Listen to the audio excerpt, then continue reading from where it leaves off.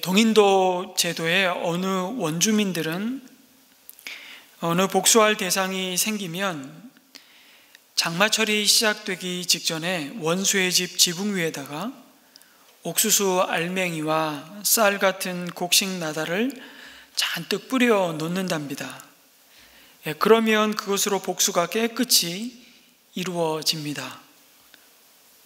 왜 그런가 하면 그 지역에 사는 원숭이들이 그 옥수수 열매와 곡식 나달 같은 것을 빼내 먹기 위해서 온 지붕을 다 파헤쳐 놓는 바람에 장마가 시작돼서 비가 내리기 시작하고, 그러면 온 집안이 갑자기 무너지고 비가 쏟아져서 집안을 망치게 되기 때문입니다.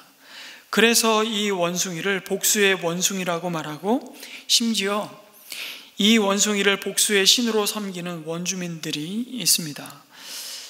여러분, 이 원주민들처럼 굳이 복수의 신, 원숭이를 섬기지 않더라도 우리는 누군가를 향해 우리에게 상처 주고 우리를 고통스럽게 한 누군가를 향한 증오의 마음과 미움의 마음을 품고, 사실은 아주 다양한 방법으로 우리에게 고통과 상처를 준 자들을 향해 복수의 칼을 갈고 살아갈 때가 많습니다. 그리고 그 복수는 또 다른 복수를 낳고 그 악순환의 굴레에서 헤어나오지 못하는 불행한 삶에 묶여있는 분들을 종종 만납니다. 오늘 말씀은 우리에게 그 복수의 고리를 끊고 진정한 용서와 회복의 은혜가 부어지는 도피성을 세우라고 말씀하십니다. 3500여 년 전에 세웠던, 약속의 땅 가나안에 세워졌던 이 도피성이 오늘 그리스도 안에 성도로 부름받은 우리의 삶에 무슨 말씀을 주고 있는지 묵상해 보고자 합니다. 이스라엘 자손들이 하나님으로부터 약속의 땅을, 가나안 땅을 기업으로 받고 다 분배가 끝났습니다. 그리고 그들이 받은 기업 가운데 48성읍을 땅을 받지 못한 레위 지파에게 주어서 그들이 가나안 땅에 흩어진 모든 지파 가운데 또 생활할 수 있도록 하셨습니다. 그리고 레위 지파가 각 지파로부터 받은 48성읍 중에 또다시 6성읍을 구별하고 지정해서 도피성으로 세울 것을 하나님은 명령하십니다. 가나안 땅의 이 분배를 마치자마자 이 도피성을 구별하고 정리하라고 명령하신 이유는 하나님의 백성이 사는 가나안 땅이 하나님을 모르는 이 세상과 어떻게 다른 곳인지를 사실은 보여주는 제도였습니다. 말씀드린 대로 복수와 재복수의 고리를 끊어버리는 하나님의 통치를, 그 하나님의 용서하심과 자비와 긍휼을 보여주는 땅이기 때문이었습니다. 우리가 읽은 대로 도피성은 가나안 요단강을 기준으로 요단강 서편과 동편에 각각 3곳으로 지정하여 세워졌습니다. 이 도피성은 잠시 이스라엘 지도를 보시면 이스라엘 전역 어디에서든지 32km 이내에 위치했습니다. 이 별표로 된 것이 도피성이었습니다. 그래서 부득이하게 그 도피성을 향해 피해야 할 사람이 하루길 이내에 어디서든지 도착할 수 있는 거리에 이 도피성은 위치해 있었습니다. 뿐만 아니라 그 성을 향해 달려갈 때 그 도피성을 향해 나아진 이 도로는요, 폭을 굉장히 넓게, 기록에 하면 14m 이상이 되도록 넓게 잘 닦아 놓은 길이었습니다. 여러분, 3,500여 년 전에 14m의 폭을 갖고 있는 도로를 도피성을 향해서, 그것도 1년에 적어도 한 차례씩은 그 길을 보수하도록, 그리고 그 도피성을 향해 이정표를 세우고 편말을 세워서 누구든지 쉽게 그 도피성을 찾아갈 수 있도록 하나님께서 명령하셨습니다. 하나님이 도피성을 이렇게 세우신 목적이 무엇입니까? 이 도피성의 이름 자체가 갖는 뜻이 받아들이는 성읍이라는 뜻입니다. 세상이 받아주지 않는 사람을 받아주는 곳이었죠. 다른 성에서는 받아줄 수 없는 자를 받아주는 성읍이었습니다. 하나님이 구별하게 하신 도피성은 과실치사를 한, 다시 말해 고의가 아니라 실수로 사람을 죽인 사람에게 구원의 길을 열어놓으셔서 정당치 않은 피해 보복을 통해 하나님의 거룩함을 훼손하는 일을 막는 것이었습니다. 그래서 하나님이 주신 땅이 죽음이 죽음을 낳고 그 죽음이 더 억울하고 더 잔인한 죽음으로 번져가서 그 땅을 더럽히지 않도록 그렇게 만드신 하나님의 은혜의 장치, 그것이 도피성 제도였습니다. 의도적이 아닌 전혀 악의가 없이 실수로 사람의 생명을 잃게 한 자가 정당한 재판을 통해서 그 과실에 상당한 보응을 받을 수 있도록 피할 길을 허락하셨던 것입니다. 물론 고의가 없이 우연한 실수로 악의가 전혀 없이 사람을 죽게 만든 살인자를 결코 가볍게 다루라는 말씀은 아닙니다. 그래서 이러한 과실치사자가 도피성에 도착해서 제일 먼저 해야 할 일이 무엇이냐면 자신이 저지른 살인에 대해 전혀 고의나 악의가 없었다는 것을 그 성읍의 장로 앞에 낱낱이 고해야 했습니다. 그리고 나서 정당한 재판 절차를 통해서 그의 과실을 다루도록 하셨고요. 그의 평생 동안 그 과실에 대해 죽임을 당한 그 가족들이, 남겨진 가족들이 겪게 될 슬픔과 고통에 대해서 자신이 자숙하며 그 역시 자신의 거주하는 땅에서 가족들과 함께 할 수 없도록 명령하셨습니다. 일종의 성읍의 가택연금을 시킨 것과 다름없습니다. 실수로 사람을 죽이는 경우에도 분명 속죄가 필요하다고 말씀하셨습니다. 그래서 그는 그가 피한 도피성을 벗어날 수 없었고요. 만약 그가 도피성을 벗어난다면 피를 보복하는 자의 죽임을 당해도 그 피해에 대해서는 하나님이 죄를 묻지 않겠다고까지 말씀하셨습니다. 실수였지만 하나님의 형상을 따라 지음받은 그 생명의 죽임을 당한 그 사건을 아무리 부주의한 것이었지만 결코 가볍게 다루지 않았음을 보여주십니다. 이 과실치사자가 그의 생명을 보존하던 그 도피성의 울타리를 벗어나 그의 고향 땅 가족의 품으로 돌아갈 수 있는 유일한 길은 오로지 대제사장의 죽음이 그의 죽음을 대신 속전하는 길 외에는 없었습니다. 그런데 만일 악의를 가지고 고의로 살인을 하고도 도피성에 피한 자에 대해서는 그 살인자를 죽일 것을 명령하셨습니다. 여러분, 언뜻 이 법은 가혹하게 받아들여지지만 가만히 생각해 보면 인간의 죄성이 가져다 준 그 잔인함을 생각할 때 이 조치는 철저히 인간을 보호하시는 명령이심을 보게 됩니다. 여러분, 소위 눈에는 눈, 이에는 이로 되갚으라는 명령을 하셨는데요. 우리 이거 동해보복법이라고 부릅니다. 그런데 여러분, 사람의 속성은요, 내가 당한 만큼 되갚아주는 것으로 끝나지 않습니다. 보복을 그대로만 합니까? 그 이상을 합니까? 그 이상을 합니다. 그 이면에는 사실상 이렇게 하면 이 땅에 존재할 인간이 하나도 없다는 것을 누구보다도 하나님은 잘 아셨습니다. 그래서 그러한 보복을 금지하기 위해서 하나님이 가나안 땅의 삶 속에 어쩌면 은혜의 자리, 그것을 미리 예배하는 차원에서 하나님이 도피성을 준비하게 하셨습니다. 내 생명이 소중하면 다른 사람의 생명도 소중하다는 것을 잊지 말라고. 3,500년 전의 인권을 생각해 보면 이 도피성을 통해 피해 보복이 정당하게 이루어지지 않음으로 인해서 하나님이 주신 땅 가운데 하나님의 그 거룩을 훼손하는 일을 막아서고 계셨던 겁니다. 여러분, 이 도피성을 통해 우리가 붙잡아야 할 메시지는 분명합니다. 무엇보다도 가나안 땅에 들어가 풍요로운 삶을 살 것만 생각하던 그 이스라엘 백성에게 이 도피성 제도는 누구나 살인자가 될 수 있다는 것을 깨닫게 하는 것입니다. 환경이 좋아진다고 해서 죄가 없어지는 것은 아닙니다. 죄는 우리 속에서 나오기 때문입니다.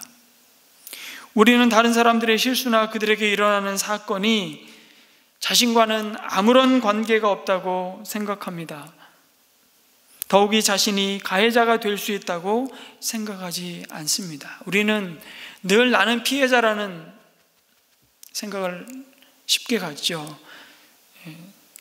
다른 사람은 늘 가해자이고 나는 늘 피해자인 것처럼 100% 가해자가 있지 않습니다. 100% 피해자만 있지 않습니다. 여러분 중에는 고의든 실수든 사람을 죽인 분은 아마 거의 없으실 것입니다. 그래서 이 도피성 제도가 나와 무슨 상관이 있는지 잘 모르겠다고 생각하시는 분들이 있을 겁니다. 그런데 성경은 분명히 말씀합니다. 우리가 실제로 사람을 죽이지 않았을지는 몰라도 우리가 사람을 미워하면 그것은 살인한 것과 같다는 이 말씀을 누차 주님은 우리에게 경고로 주고 계시죠. 요한일서 3장 15절 이렇게 말씀하십니다. 자기 형제 자매를 미워하는 사람은 누구나 살인하는 사람입니다. 살인하는 사람은 누구나 그 속에 영원한 생명이 머물러 있지 않다는 것을 여러분은 압니다.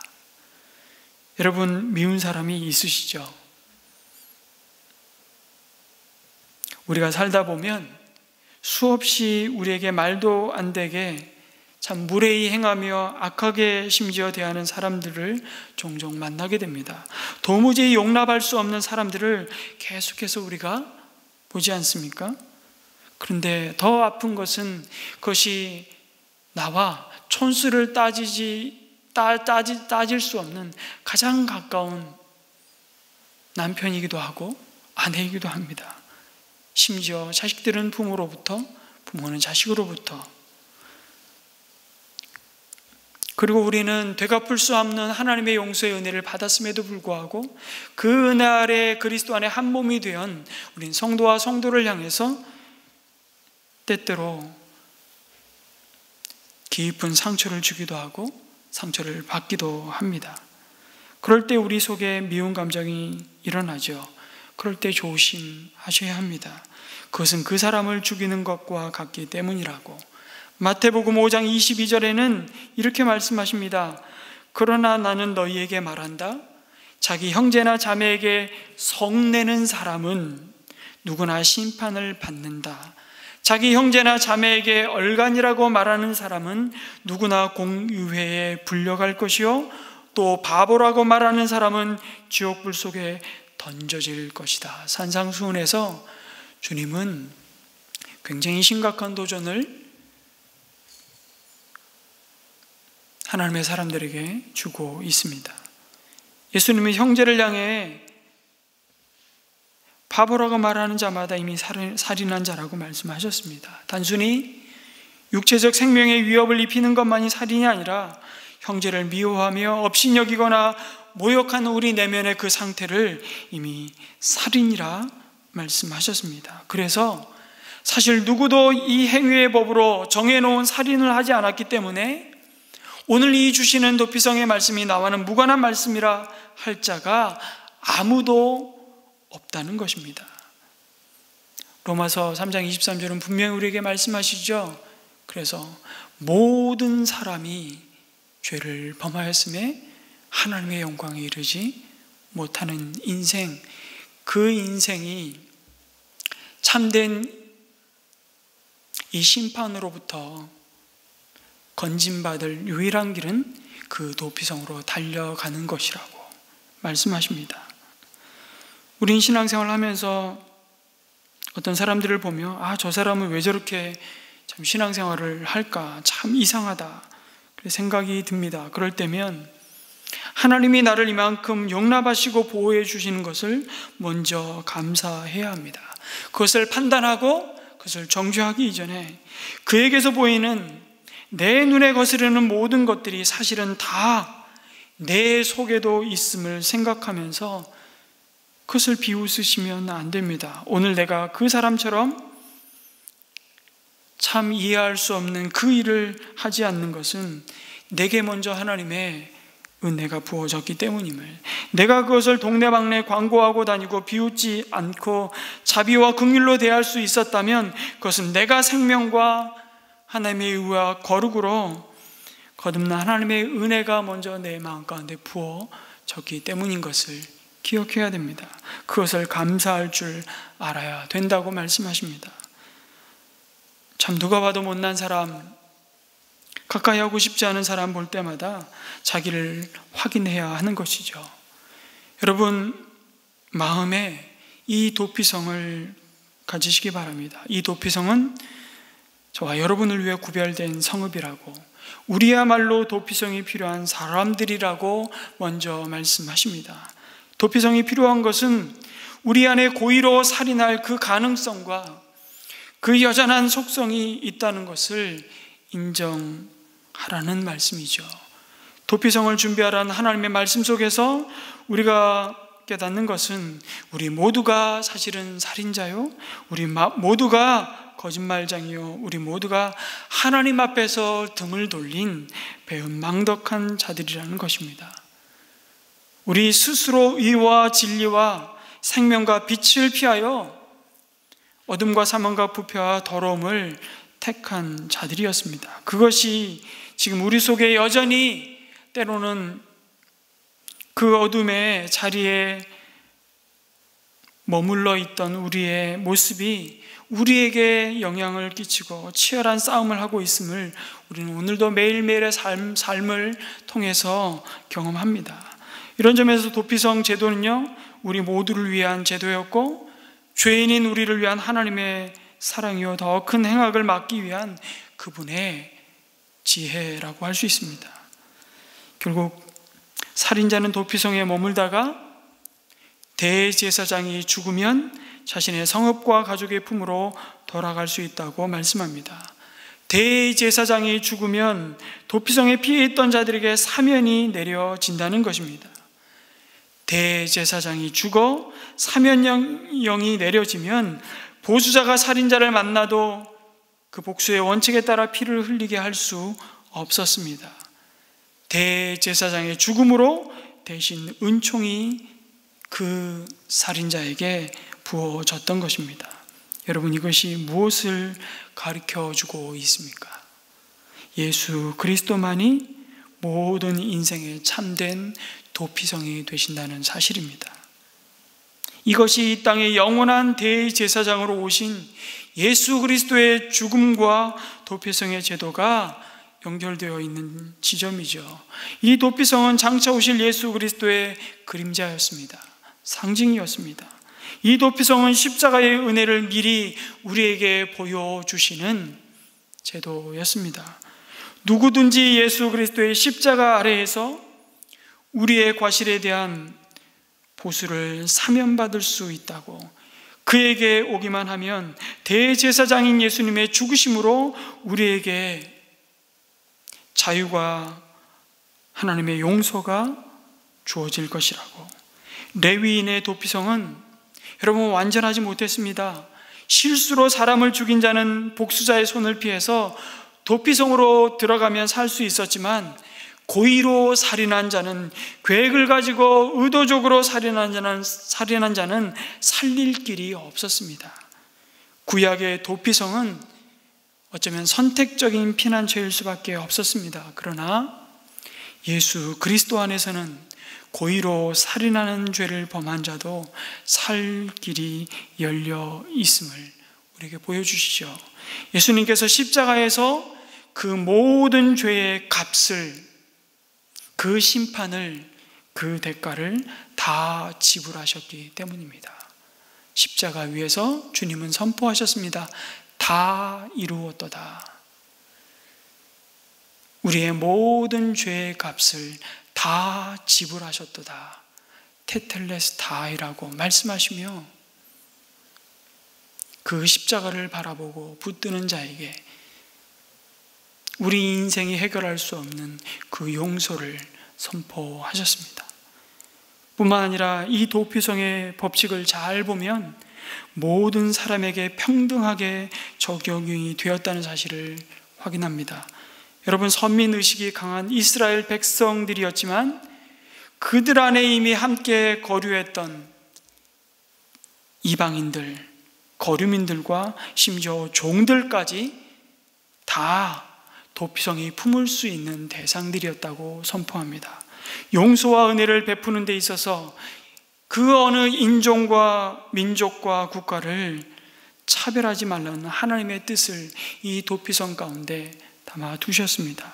다른 성에서 용납하고 받아들일 수 없는 사람들을 받아들이는 것이 바로 도피성이었습니다. 이 도피성의 원리 안에 우리가 하나님의 백성으로서 이 땅에서 어떤 마음으로 살아야 하는지를 이 도피성의 말씀을 통해서 우리에게 오늘도 가르치고 있습니다. 이 도피성 제도를 통해서 보복과 재보복의 이 악순환의 고리를 끊고 진정한 용서와 화목의 자리로 나가라고, 그 은혜의 원리가 우리의 삶을 통해서 흘러가야 한다고 말씀하십니다. 죄인과 죄인이 모여 살면 여러분, 서로가 날카롭게 부딪히게 되어 있습니다. 그래서 우리의 마음속에 미움의 방들에 가둬놓은 수많은 사람들이 우리 가운데 있죠. 오래, 어떤 분이 그러더라고요. 오래 살았다는 것은 그래서 그만큼 우리 마음속에 미워하는 사람들이 많다는 뜻이라고. 그런데 용서는 어려운 게 아니라 불가능하다고. 용서는 오직 하늘의 은혜로만 가능하다고 말씀합니다. 용서는 내 힘으로 할 수 없습니다. 도피성이신 예수님께 들어가야만 할 수 있다는 사실을 오늘 말씀이 우리에게 증거하고 있습니다. 4대째 모태신앙으로 부모님 모두 믿는 집안에서 자란,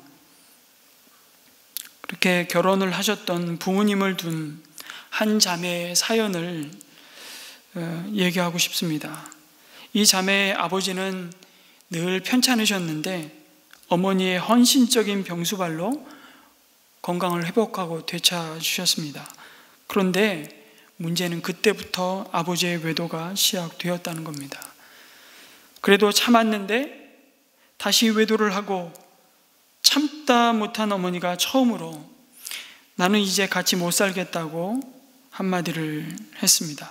그 말 한마디를 했다고 아버지가 다목적 칼을 휘둘러서 온 집안의 피가 낭자했습니다. 당시 이 자매의 나이가 10살, 동생은 8살이었습니다. 그날 이후로 어머니는 더 순종적이 되었고 이 자매와 동생도 아버지 앞에서는 어떤 말대꾸도 하지 못했답니다. 남들이 보면 너무 말 잘 듣는다고 착각을 한 것이죠. 아버지도 믿는 집안에서 자란 분인데 어머니에 대한 핍박은 아주 잔인했다고 합니다. 인간적인 약점을 날마다 들먹이고 말씀을 주관적으로 이용해서 끊임없이 비판하고 어느 때부터는 주일 예배도 드리지 않았습니다. IMF 때 집이 망하고 조금 있던 주식까지 다 날리고 나서는 모든 원망을 어처구니 없게 어머니한테 돌렸다고 합니다. 망했는데도 하나님께로 돌아오기는커녕 그 어머니를 죽이려 들었습니다. 외도를 하든 폭행을 하든 항상 어머니가 빌었다고 합니다. 그런 상황에서 이 자매는 얼마나 그 아버지를 죽이고 싶었을까요? 그럼에도 자신에게 유익이 있었다면 눈물의 어머니의 하나님을 나의 하나님으로 영접하게 된 것이라고 이 자매가 고백합니다. 이런 아버지를 용서할 사람이 여러분 세상에 어디 있겠습니까? 세상으로는 없습니다. 그래서 부모라도 다 복수를 합니다. 하지만 이 자매는 아버지를 사랑하지 못한 죄를 지금에서야 또다시 회개한다고 고백하는 것입니다. 자신에게 사랑이 없었기에 아무리 사건이 많아도 그 아버지에게 구원의 복음이 들어가지 않았다고 오래 자책하고 그렇게 고백하는 것입니다. 자신의 힘으로는 아버지를 사랑할 수 없다고 아직도 버리지 못한 것이 무엇인지를 성령 하나님께서 가르쳐 주시기를 간구한다고 은혜 나눔을 하는 거예요. 어느 분이 이렇게 말씀하시더라고요. 용서는 이 땅의 것이 아니라 Made in Heaven이라고, 하늘의 것입니다. 하늘로부터 부어주시는 은혜만이 용서를 만든다고. 참 맞는 말입니다. 용서는 나에게 그토록 고통을 주며 상처를 주었던 그 사람의 얼굴을 응시하면서 그 얼굴을 빤히 쳐다보면서 하는 것이 아니라, 그래서 십자가를 보면서 하는 것이라고. 그 용서는 십자가의 은혜를 끌어와서 할 수밖에 없다고. 여러분, 그래서 용서하려고 노력하지 말고 다시 한번 그 십자가의 은혜를 붙드시고 그 은혜를 받으라고 말씀하십니다. 피해 복수는 결국 용서로 그 사슬을 끊어야 합니다. 용서만이 진정으로 우리를 자유케 하기 때문이죠. 그럼에도 우리 가슴 깊은 곳에 문득문득 우리에게 깊은 상처를 준 사람들을 다시 한번 끄집어 올려서 또 그 사람을 묵상하며, 그 상처를 묵상하며 오늘도 증오를 되새김질하고 있는 우리 연약함을 우리는 직면하게 됩니다.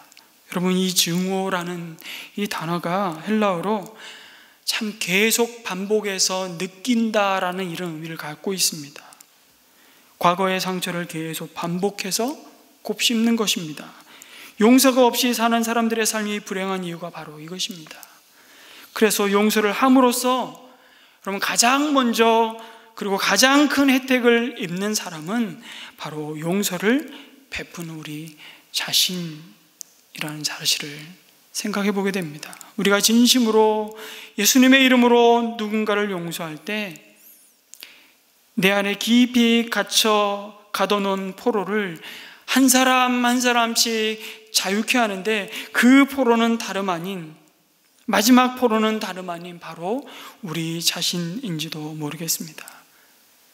그래서 용서를 또한 가리키는 이 헬라어의 뜻은요, 스스로를 놓아준다는 의미입니다. 참 너무 정확한 의미 아닙니까? 그래, 내가 용서해 줄게. 아니요, 나 자신부터 용서해야 된다고. 미움의 방에, 분노의 방에, 증오의 방에 상처 준 사람들을 가두어 놓았는데, 그 마지막 방에 누가 있느냐? 바로 우리 자신이 있는 것이죠. 깊이 가둬둔 죄수들을 다 풀어야 우리 자신도 나올 수 있는, 그 증오의 자리로부터 우리가 용서하기를 거부할 때 우리는 스스로를 미움의 노예로 묶어 놓는 것입니다. 남아프리카에 굉장히 낮은 범죄율로 유명한 부족이 있습니다. 인터넷을 찾아보시면 이 부족에 굉장히 많은 이야기들이 소개되어 있는데요. 바벤바 부족이라는 부족입니다. 현대 문명을 경험하지 못한 이들이 어떻게 이렇게 굉장히 낮은 범죄율의 공동체를 이루며 성숙한 모습으로 살아가고 있는지를 많은 사람들이 연구하고 이런 결론을 내렸습니다. 바벤바 부족은 누군가 잘못을 저지르면 온 마을 사람들이 모여서 그 사람의 주위에 둘러선답니다. 소위 말하는 이게 치유의 원인데요. 예. 그리고 한 사람씩 차례대로 잘못한 그 사람이 자신에게 이전에 베풀었던 선행을 말해 준다는 것입니다. 자네가 사냥을 갔다가 다리가 다친 나를 자네가 업어주었지. 사냥 도구를 만들지 못했던 나를 자네가 도와준 적이 있지 않나. 사람들과 잘 어울리지 못했던 나에게 자네가 먼저 다가와서 나의 유일한 친구가 되어 주었지. 처벌해야 할 죄인을 칭찬하는 행동이죠. 과장하거나 농담하는 사람은 한 명도 없습니다. 그렇게 칭찬 릴레이가 끝날 즈음이 되면 죄인은 흐느끼기 시작합니다. 그때 마을 사람들은 그 죄인을 따스하게 안아줍니다. 그의 죄를 용서하고 위로하고 격려합니다. 이런 시간을 보내고 나면 그 사람이 바뀌어 죄를 짓지 않는다고 말하는 것입니다. 바벤바 부족의 범죄율이 낮은 이유는 바로 여기에 있다고. 그런데 우리 모두가 여러분 사실 그 용서와 사랑을 이미 받지 않았습니까? 바로 우리의 영원한 도피성 되신 예수 그리스도의 십자가의 용서와 은혜가 우리 가운데 그 무엇으로도 지울 수 없는 깊이 박힌 못과 같이 우리의 삶의 자리에 이미 그 십자가의 은혜와 사랑으로 용서로 우리의 삶을 덮어버리지 않았습니까? 세상적으로는 용서하지 못할 그 누군가를 우리는 도피성으로 도망하게 해야 한다고, 그것 때문에 우리에게 기업을 주셨다고, 그것 때문에 교회와 우리가 이 땅에 존재하는 목적이라고. 여러분, 오늘 우리 시대에 구별된 도피성이 어디일까요? 사실 주님은 부활하셔서 죄와 사망의 권세로부터 우리를 구원하시고 친히 도피성이 되셨지만 그분은 승천하셨습니다. 그리고 이제 주님의 영으로 우리와 함께 하셔서 친히 세우시고 주님이 머리 되신 교회가, 주님의 몸인 교회가 오늘 이 시대에 참된 도피성이 되어야 한다고 말씀하십니다. 이곳에 들어오는 자마다 자신의 죄를 대면하고 자신의 실수와 연약함을 보면서 예수님이 주시는 그 참된 치유와 회복을 덧입게 하셨습니다. 오늘 이 도피성으로 부름받은 성도 한 사람 한 사람이 그가 서 있는 그곳이 참된 도피성이 되어야 함을 말씀하고 있습니다. 이 말씀을 묵상하다가 오래전 있었던 한 사건, 이 자매 이름이 사실은 우리가 잘 아는 애슐리, 여러분 그 뭡니까, 그 애슐리라는 음식점 있죠. 그 음식점하고 이 자매 이름이 똑같아가지고 제가 늘 기억하고 있는 애슐리 스미스라는 자매의 이야기를 다시 한번 묵상하게 되었습니다.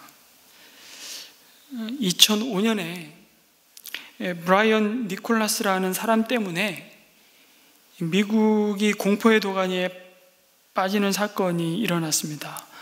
애틀랜타 한 법정에서 판사와 두 사람을 권총으로 쏘아 죽이고 달아났기 때문입니다. 사람이 살기 좋은 아름다운 땅이라고 하는 애틀랜타가 순식간에 공포의 땅으로 변하고 말았습니다. 그럼 법정에서, 미국의 총기 사고가 굉장히 많지만 법정에서 총기 난사를 한 사건은 많지 않기 때문에 이것으로 인해서 한 달 동안 미국 전역이 공포에 떨다가 이 사건이 해결이 되었는데요. 이 범행을 저지른 니콜라스라는 사람이 어느 날 새벽 2시에 바로 이 애슐리 스미스라는 26세 백인 여성의 집에 침입을 했던 것입니다. 니콜라스는 33세의 흑인 남성이었는데 어떤 사연을 가지고 인생을 살아왔는지 그 가슴에 깊은 고통과 또 상처가 있었기에 범행을 저질렀겠죠. 애슐리에게 총을 들이대고 도피하다가 그녀의 집을 쳐들어온 것입니다. 그녀를 묶어 목욕탕에 집어넣고는 자신을 아느냐고 물었습니다. 당연히 애슐리는 그를 알고 있다고 말했고요. 제발 나를 죽이지 말아달라고, 나에게는 5살 된 딸이 있다고, 아이 아빠도 없는데 내가 죽으면 그 아이는 고아가 된다고 그렇게 말문을 열었습니다. 그날 밤에 살인범과 한 10시간을 함께 지내면서 애슐리는 결국 니콜라스를 경찰에 오전 10시에 넘겨주게 되는 사건이 벌어진 것입니다. 그런데 잡혀가는 니콜라스가 뭐라고 했느냐면, 애슐리는 하나님이 나에게 보내주신 천사다라고 말했습니다. 도대체 애슐리가 어떤 여인인가 미국에서 난리가 났죠. 저도 이 기사를 그 당시에 이미 뉴스를 통해서 접하게 되었고요. 그 이후에 이 애슐리는 자신의 삶을 책으로 출간하게 됩니다. 기적은 일어납니다 라는 책이었던가 그렇습니다. 그러나 여러분, 이 애슐리는 니콜라스가 하나님이 나에게 보내주신 천사라고 말했지만 사실 그의 삶은 그 당시만 해도 누군가 앞에 당당하게 자랑하고 싶을 만한 삶은 아니었습니다. 알코올 중독자로 혼자 딸을 키우고 있었고요. 남편은 5년 전에 칼에 맞아 사망을 했습니다. 알코올 중독이 되어서 부적격 부모로 판정을 받았습니다. 5살 된 딸은 위탁시설에 보내야만 했고요. 너무나 아름답지 못한 땅에 사는 사람이었습니다. 교육도 제대로 받지 못했고 가난했습니다. 누가 보아도 불행한 여인이었습니다. 그런데 참 감사한 건 애슐리가 그 사건이 나기 얼마 전에 누군가의, 그의 피난처가 되어준 누군가의 전도를 통해서 예수님을 영접하게 됩니다. 니콜라스가 침입하던 그날은 릭 워렌 목사가 쓴 책 목적이 이끄는 삶 33일째가 되는 33장을 읽고 있는 중이었습니다. 제가 왜 이 기사를 명확하게 기억하냐면 목적이 이끄는 40일 특별 새벽 기도회를 하는 때 제가 이 사건을 기사를 통해서 알게 되었고 또 읽게 되었거든요. 33장의 내용은 이렇습니다. 진실한 종이 되는 지침이 주제였는데 진실한 종은 다른 사람의 필요를 돌아보고 모든 일에 똑같이 헌신하고 차별이 없고 모든 사람에게 낮은 자세를 유지한다는 내용을 담고 있었습니다. 누가 살인범 니콜라스를 변화시킬 수 있겠습니까? 애슐리가 나도 불우한 가정에서 자랐고 알코올 중독자이고 남편은 죽었고 이렇게 자신의 삶의 이야기를 있는 그대로 털어놓기 시작할 때 니콜라스의 마음이 열린 것입니다. 아니, 하나님이 그의 마음을 두드리셨고 여셨습니다. 여러분, 애슐리가 하버드 대학 출신으로 잘 살고 있었다면 마음이 열리지 않았을지도 모르겠습니다. 자기 인생을 그대로 이야기했을 때 그 마음이 열렸고 비로소 대화가 시작되었습니다. 그리고 니콜라스는 애슐리의 결박을 풀어주었고요. 애슐리는 니콜라스에게 아침을 해주었습니다. 그리고 책을 읽어주겠다고 했습니다. 그리고 성경을 읽었고 그녀가 읽고 있었던 목적이 이끄는 삶을 읽어주기 시작했습니다. 니콜라스가 이렇게 말했습니다. 나도 남을 죽이는 이런 삶을 원치 않았다고 너무 괴로워하더랍니다. 그 모습을 보며 애슐리가 니콜라스에게 이렇게 전했습니다. 당신도 그리스도 안에서 형제가 될 수 있습니다. 그것을 니콜라스가 다 받아들였습니다. 그리고 나서 애슐리는 이 복음을 가지고 교도소에 가서 하나님을 전하고 살라고, 나처럼 이렇게 전하면서 살면 된다고 말했습니다. 그랬더니 니콜라스가 그 책을 다시 읽어달라고 요청하는 것이었습니다. 그렇게 다음날 아침 10시가 되자 애슐리는 오늘이 한 달에 한 번밖에 없는 딸을 만나러 가는 날이라서 자신은 가야 된다고 니콜라스에게 말했습니다. 그랬더니 딸을 만나러 가라고 그에게 돈을 주고 자신이 가지고 있었던 휴대폰을 줬다고 합니다. 니콜라스가 애슐리에게 사인을 준 것이죠. 그렇게 집에서 나왔고 애슐리는 그 휴대폰으로 경찰에 신고를 했습니다. 경찰이 그녀의 집에 도착했을 때 니콜라스는 아무런 저항도 하지 않고 백기를 들고 총을 포기하고 스스로 나와서 잡혔습니다. 자신을 신고했음에도 니콜라스는 애슐리를 하나님이 보내신 천사라고 이야기했습니다. 그럼 이것이 바로 우리의 참되고 영원한 도피성이 되신 그리스도와 같이 작은 예수로 누군가의 도피성으로 드려지는 성도의 일생이 아니겠습니까? 여러분, 이런 극단적인 사건이 꼭 있어야만, 아니, 그렇지 않습니다. 어쩌면 우리 모두는 우리 옆에 누군가 니콜라스와 같이 자신의 마지막 거친 호흡을 숨쉬며 그 인생을 저주하며 증오하며 한탄하며 오늘도 이 길을 죽지 못해 마지 못해 걸어가는 인생들이 우리 옆에 있음을 늘 하나님은 보여주시고 그 인생의 자리 가운데 우리를 도피성으로 세우시고 있습니다. 먼저 예수 그리스도가 우리의 도피성이 되어 주신 것처럼 여러분의 삶이, 저와 여러분의 가정이 하나님이 우리를 부르신 그 자리가 예수 그리스도의 십자가의 은혜가 흘러가는 누군가의 도피성이 되시기를 주님의 이름으로 축복합니다. 아멘.